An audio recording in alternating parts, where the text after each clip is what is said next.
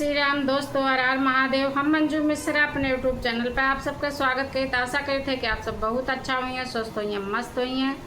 तो आज आप सबका एक बहुत प्यारा सोहर गीत सुनावे जाते गणेश भगवान के। तो आप सब गीत का जरूर सुनिए। गणेश चतुर्थी आवे वाली बाटे, तो आप सब यह गीत का पूरा सुनिए और कमेंट में बताइए गीत कैसे लगा। अगर गीत अच्छी लागत है तो एक कमेंट एक लाइक जरूर करी हैं। कमेंट लाइक के कोनो पैसा ना लागत। सब भैया बहनी दीदी भौजी से हाथ जोड़ के विनती बाटे कि एक लाइक एक कमेंट जरूर करी हैं। जय श्री राम, हर हर महादेव। घुमरी घुमारी गणपति पूजा तो गणपति के मनाए हो। घुमरी घुमारी गणपति पूजा तो गणपति के मनाए हो। गणपति जब हमरे होई है ललनवा में लडुआ चढ़ाई बाई हो। गणपति जब हमरे होई है ललनवा में लडुआ चढ़ाई बाई हो।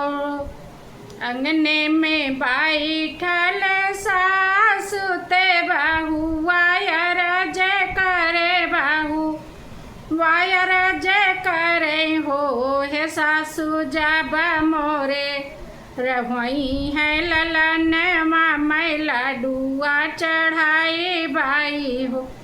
हे सासु जब हमरे होई है ललनवा में लडुआ चढ़ाई बाई हो। भल की हुए बहुअर भल की गणपति के मनाई हो। भल की हुए बहुआ भल की गणपति के मनाई हो। हे बहुआ जब तोहरे होई है ललनवा लडुआ चढ़ा हो। हे बहुआ जब तोहरे होई है ललनवा लडुआ चढ़ाई हो। एक मास बीतल दुई मास और से 3 मास हो। हे बहनी बीती गाए ना माई मास तलाल ना जन्म ले है हो। हे बहनी बीती गाए ना माए मास तलाल ना जन्म ले है हो।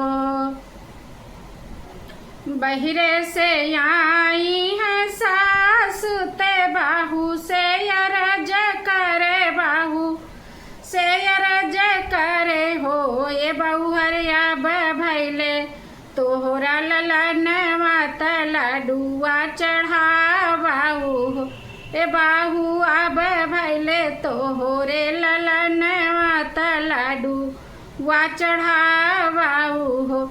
बहुहर नाई हर का दे तू सन सेवा बीरन तोहरे लामाई हो। ये बहुहर नाई हर का दे तू सन सेवा बीरन तोहरे लामाई हो।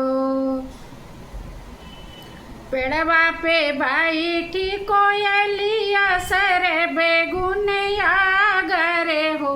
हे कोयलर दाई आवा भैया के संदेश वात लाडू वालया माई हो। ये कोयलर दाई आवा भैया के संदेश वात लाडू वालया माई हो। इतनी बचन सुनी कोयलर त पूरे बुका उड़ चली हो। कोयलर जाई बैठी भैया के बाड़ेरिया त सागुन जनामाई हो। हे कोयलर जाई बैठी भैया के बाड़ेरिया त सागुन जनामाई हो। भैया बहिनी के भाई ले ललन वाला डुआ बहिनी मांगाई हो। भीतरा से निसरे है भैया त कोयलर से अरज करई हो। कोयलर के संदेश लैके आयो मधुरे बोलिया बोली हो। कोई लड़के कै संदेश लैके आई मधुरे बोलिया बोलियू हो। बहनी के तोहरे भाई ले ललन वसन से लैके आयन सन से लैके आयन हो। भैया बहिनी ते मांगाई लड्डुआ लड्डुआ लैके चलाऊ हो। भैया बहिनी के भाई ले ललन लड्डुआ लैके चलाऊ हो। आगे आगे आवई भतीजवा त पीछे वा कहाँ रे वा त पीछे वा कहाँ रे वाऊ हो। बहनी लीले घोड़े भैया सवारे दुआरे वापे पहुँचाई दुआरे वापे पहुँचाई हो। बहनी लीले घोड़े भैया या सवारे दुआरे वापे पहुँचाई हो। बहनी लाई ले तू अपना तू लड्डुआ गणेश के चढ़ाए देती हो। ए बहनी लाई ले तू अपना तू लड्डुआ गणेश के चढ़ाए देती हो। बहनी गणेश बाबा देई हैं आशीष भैया अमर होई हाई हो। ए बहनी गणेश बाबा देई हैं आशीष भैया अमर होई हाई हो। घुमरी घुमरी गणेश जी का पूजत वो न कमनायऊ हो। गणेश बाबा अब भैले हमारे ललन लड्डुआ तू ही खाते हो।